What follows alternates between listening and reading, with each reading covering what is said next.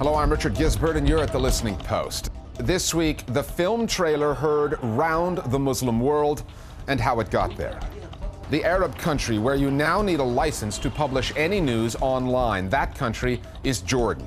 China. There's more quality journalism going on there than you realize. And auto-tuning the politicians. Our web video of the week. We're going to pick up on a story that we touched on last week, that anti-Islam film, Innocence of Muslims, that sparked protests in something like 20 countries. On television screens, this story looked like round two of the Arab Spring, only the targets of the demonstrations weren't presidential palaces. They were the various embassies of an American government that had absolutely nothing to do with the offending film. The story was also reminiscent of the unrest provoked back in 2006 by the publication of those Danish cartoons. However, this time around, Google had a pivotal role to play. Google owns YouTube, and it resisted pleas to take the film down. Yet it did block access to it in parts of the Muslim world and left it up to governments to do the rest. Then there is the role of the Egyptian TV channel that took a film that was living in well-deserved obscurity on YouTube and turned it into something else entirely. Our starting point this week is cyberspace.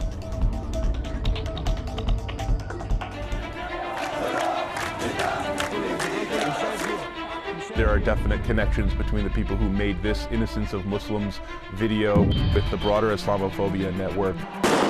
What the film director was able to do was basically touch the buttons, basically mess with the historical narrative.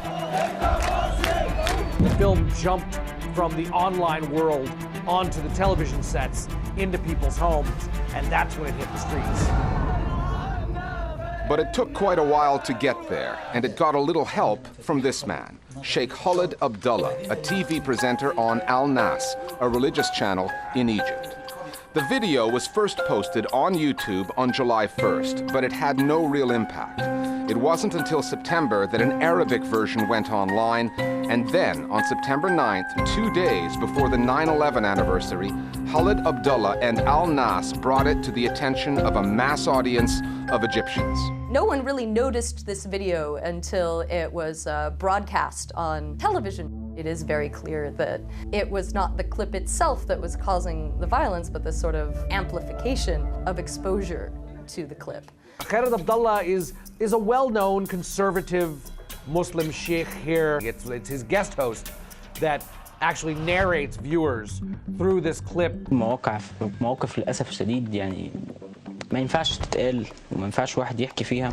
And plays a very short excerpt, which was enough to show that A, Prophet Muhammad is physically depicted, so that's strikes 1, 2, and 3 in much of the Muslim world, and B, that he was depicted as a buffoon, so that's enough to make people crazy. In the 21st century, I believe that we have incredible nexus between the social media and the large media institutions. Basically, anybody can put a video on YouTube, and if it catches fire, it will explode. And it will catch fire in this very symbiotic relationship with all of these networks and TV channels that have exploded around the world. Putting the video on Al Nas TV elevated it from obscurity and gave it a wider audience. Then the broadcasters misinformed that audience by making a connection to the 9/11 anniversary, which was false. Protesters were under the impression that this film was being widely broadcast in America. The co-host specifically told everyone, هيتذاع 11 سبتمبر في أجزاء منه معانا. This film is going to be broadcast on September 11th, which was just not true. Nobody was broadcasting it, nobody cared about it. But saying this film is going to be broadcast on September 11th, that implies institutional support, that implies a wide audience, and it was just never true. It didn't have to be.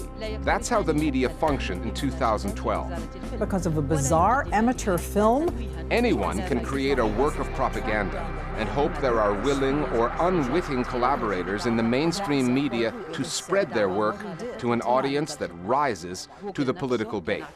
We have to remember that propaganda is simply a concerted effort to influence people. We haven't come to understand that as a Muslim community. We continue to wear our honor on our sleeves and take offense at the slightest insult. And these kind of propaganda efforts are going to continue to take form in the media until Muslims stop reacting. If you don't support the freedom of speech of people like this to make deeply offensive, bigoted movies, you don't really support freedom of speech. But there is a very difficult question here when we have people in the Middle East, in places like Cairo, Libya, and elsewhere, people who are clearly looking to incite hatred and anger against the United States, where you have a jockeying for power going on as the Egyptian political transition continues, where you have very extreme political actors like Salafists taking something like this as a way to kind of, facilitate their own struggle for power. Caught in the middle of all of this is YouTube, whose corporate parents at Google made a decision that broke their own house rules. Google voluntarily took down the offending video in Egypt and Libya, instantly offending an entirely different constituency, those who advocate freedom of expression. The video did not violate its terms of service, and at a time when they had no court order, either from the Libyan or the Egyptian governments. They voluntarily took down a video that would normally have been allowed on their site. This is profoundly problematic for freedom of expression for a number of reasons, which is that if you make this exception to your rules once, what you're really teaching people is that all they have to do is threaten violence or rioting, and they can get YouTube to censor anything. Anytime you take action like that, you're kind of granting far too much power to what is, at the end of the day, a really poorly made video. It says that there are certain things that simply cannot be said. And I understand that there are tensions here between some of these other countries, but I have to admit to being uncomfortable with the idea that YouTube would deem something just too offensive to be seen. This debate echoes what happened in 2006, when political cartoonists in Denmark deliberately provoked Muslims with insulting caricatures of the Prophet Muhammad. 6 years later, here's what's changed. While the cartoons were clearly the work of professionals, the anti-Islam film is anything but. Some of the Danish cartoons were fairly anti-Islamic, but some of those cartoons were legitimate attempts at provocative political commentary. This movie looked like the class project for a particularly bigoted Sunday school. It looked like a group of religious fanatic Christians with a budget of about $2,000. This movie was crap. But that doesn't even seem to matter anymore. It used to be that propagandists had to be clever. Now, they just have to be. The media, old and new, and the audience take care of the rest. Our Global Village voices now on the slew of coverage that came out of the anti-Islam film. Freedom of speech should never be used as an excuse to harm the feelings of Muslims, because we believe that the Holy Prophet Muhammad, peace be upon him, is greater to us than our families and ourselves. This is not a battle between Islam and freedom of speech. When you actually study the film and look at it, it becomes quite confusing why it caused such an uproar, because in some ways the production values are very poor. It's very obviously one individual's representation or view. It isn't something that's institutional. So it's quite, for someone like me who specializes in film and who watches film regularly and is familiar and attuned to its history, it seems really like a kind of pastiche or a mockumentary, almost like Borat or something Sacha Baron Cohen would do. Time now for Listening Post News Bites. There's a new law on the books in Jordan. It means that if you have a website that deals in news about the country, you will need a license. The law is an amendment to the existing press and publications law, and it has been signed off by King Abdullah. The law gives the government the power to block websites that are unlicensed, and it says that the site's owner will be held responsible for any comments posted on the website. The Associated Press has reported that about 400 Jordanian sites stand to be affected by this change. Human Rights Watch has accused the government of creating the law and wording it vaguely in order to go after its political opponents and critics. The change in the rules in Jordan follows a case earlier this year that saw the editor of the Jazeera News website detained by military prosecutors after his site published an article about the king's alleged intervention in a corruption case. The Syria story is leaking over the border and into Lebanon in various ways. Here's yet another. Freelance journalist Rami Aisha has been held without charge for more than 2 weeks after being arrested by Hezbollah agents in southern Beirut. Aisha, who has worked for Time magazine and other international news outlets, has frequently covered arms smuggling from Lebanon into Syria, which, his brother says, might be the reason for his detention. The Committee to Protect Journalists, the CPJ, says it has received a letter from other reporters in Lebanon saying Aisha has been beaten while in jail. Aisha's court date has yet to be announced, and under Lebanese law, he could spend up to 6 months in jail before being charged. The CPJ called for his immediate release. It said it is concerned by the mistreatment and continued detention of Rami Aisha. Journalists in Lebanon must be able to work freely during this critical time in the country's history. Republican presidential nominee Mitt Romney has done what most Republicans do when they come under fire. He's taken shelter on Fox News. Romney was blindsided when this video, surreptitiously recorded when he met with potential campaign donors in May, surfaced on the site of Mother Jones, a left-leaning American magazine. Romney first suggested that the comments had been taken out of context, and he urged the magazine to publish the video in full, which it assured him it would, and then did. You've heard what everyone is saying about Mitt Romney. Now time to hear from Mitt Romney. Then Romney turned to the Republican safe haven that is Fox News, where he was interviewed by a predictably sympathetic Neil Cavuto. However, even hardcore Republicans are calling the publication of the video a disaster for the Romney campaign. One footnote to this story: the tape was reportedly found and sent to Mother Jones by a young researcher named James Carter IV, who used to work at the magazine. Carter's grandfather, known as Jimmy, used to work at the White House. To have one member of one's royal family appear naked online is unfortunate. To have two naked royals in the space of just 2 weeks, that's just careless. One of the notable aspects of this story is the difference in how Britain's normally voracious tabloid press treated the two incidents. When Prince Harry behaved indiscreetly, even by Las Vegas standards, the Rupert Murdoch-owned Sun was happy to parade the prince in most of his glory. The Sun called it a freedom of the press issue. However, when it came to topless pictures of Catherine, the Duchess of Cambridge and future Queen, pictures which had been published in magazines elsewhere in Europe, the Sun did not print them. Editor Dominic Moen said the Sun has no intention of breaching the royal couple's privacy by publishing these intrusive pictures. The circumstances are very different to those relating to the photos of Prince Harry in Las Vegas. He was at a party in a hotel suite with a large group of strangers, and one of those present released a photograph into the public domain. So that explains that then. The Duchess and her husband, Prince William, have taken legal action against the French magazine that first published the pictures. When the world pays attention to Chinese journalism, it's usually for the wrong reasons. The Paris-based press freedom group Reporters Without Borders ranks China as the 6th most repressive media environment in the world. So Chinese reporters and the outlets that they work for are routinely written off as mere government mouthpieces. The Communist Party does maintain a tight grip in most areas, but media production in China has exploded over the past 3 decades, and with that has come new competition for readers, viewers, and revenues.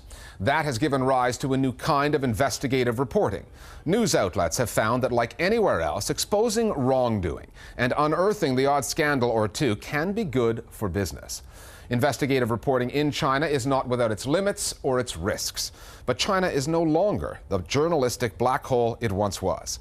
The Listening Post's Meenakshi Ravi now on the gray areas, and the reporters finding ways to produce some high-quality, muckraking journalism in the world's largest one-party state.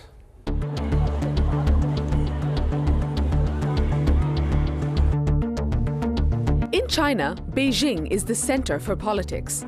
In Shanghai, it's all about business. But if it's journalism you're after, Guangzhou is the place you want to be.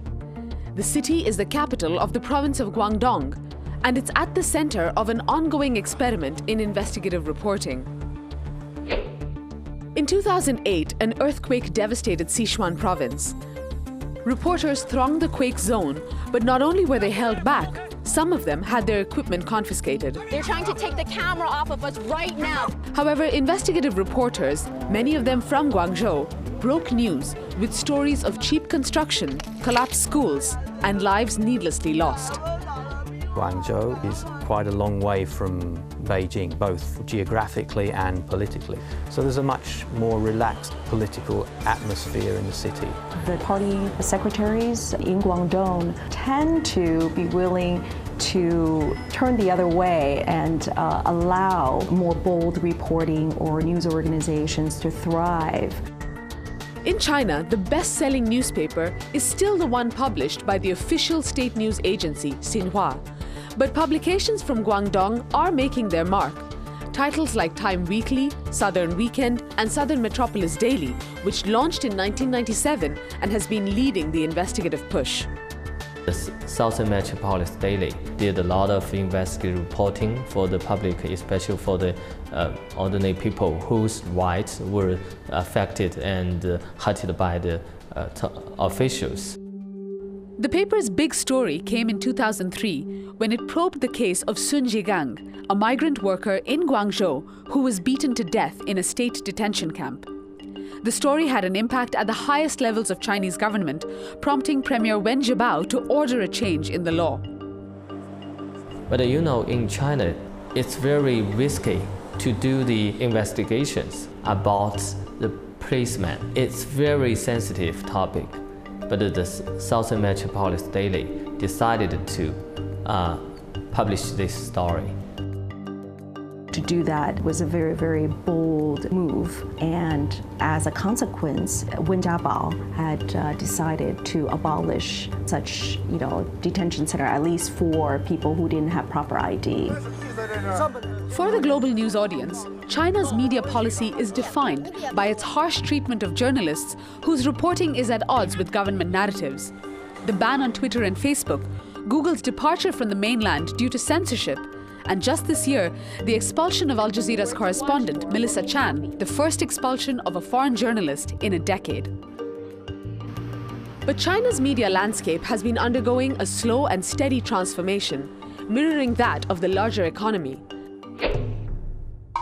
Back in 1979, there were fewer than 70 newspapers, and their job was to deliver the Communist Party's message and showcase its work. Today, there are nearly 2,000 newspapers and 10,000 magazines, and the competition for readers and revenues is a big factor in pushing the limits of Chinese journalism. From the 1980s onwards, increasingly advertising came to play its role. So you end up with a double incentive. One is to meet the political requirements, and on the other hand, to meet the commercial requirements. You cannot recognize the media landscape in China nowadays. You see a lot of media organizations such as Phoenix Television sending out reporters to do in-depth investigation, because that's where they can increase their rating and draw their audience. Investigative journalism broke new ground in 1992 when the state broadcaster CCTV launched a daily current affairs program called Focus. The broadcast zeroed in on corruption and official wrongdoing across China and proved a big hit. The hand behind this groundbreaking show was the Communist Party leadership. It saw investigative journalism as a way to keep a check on local officials. When investigative journalism started to practice in China in 1990s, in fact, it was encouraged by the central government in order to meet its need to limit the power of the local governments. But in that process, you have enterprising journalists, that really leverage that central directive to push the envelope, as we might say, to really do more than what maybe the central government intended. One of the tactics journalists use to pursue sensitive investigations is called Yidi Jiandu, or cross-regional reporting. It takes advantage of a loophole in Chinese media regulations. Regional arms of the Communist Party have the right to control papers in their own province, but not reporters from elsewhere. This allows journalists to focus their investigative energies on stories outside their home province.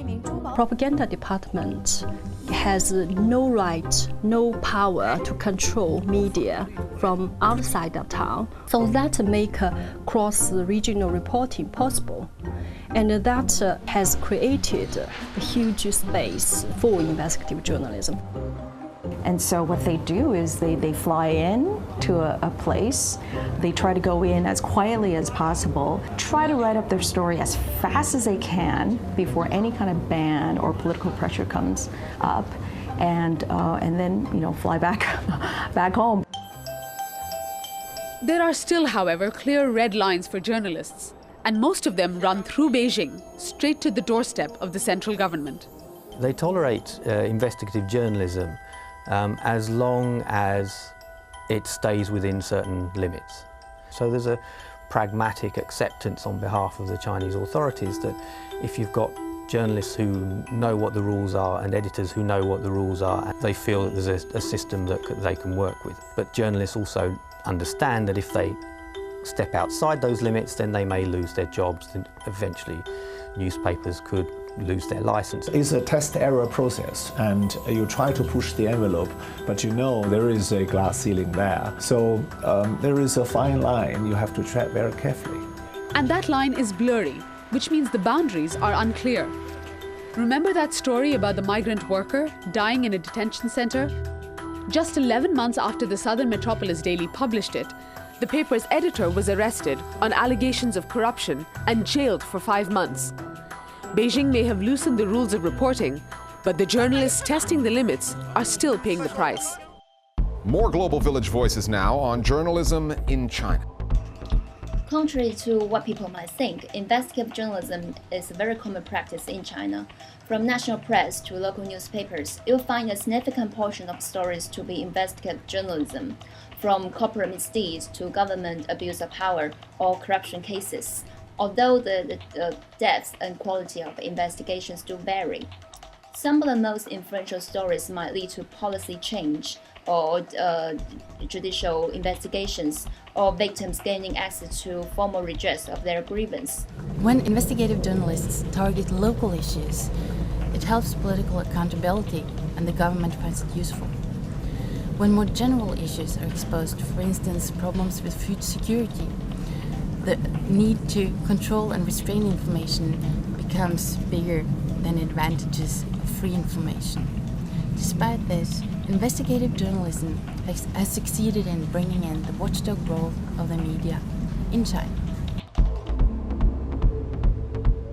Finally, in the U.S., the race for the White House is really heating up. Over the past few weeks, the Republican and Democratic conventions offered President Obama and Republican candidate Mitt Romney the opportunity to score some political points against one another, all on prime-time television.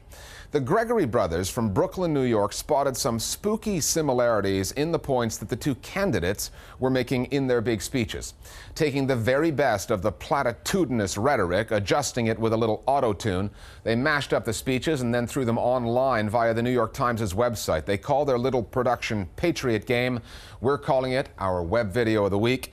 We'll see you next time at The Listening Post.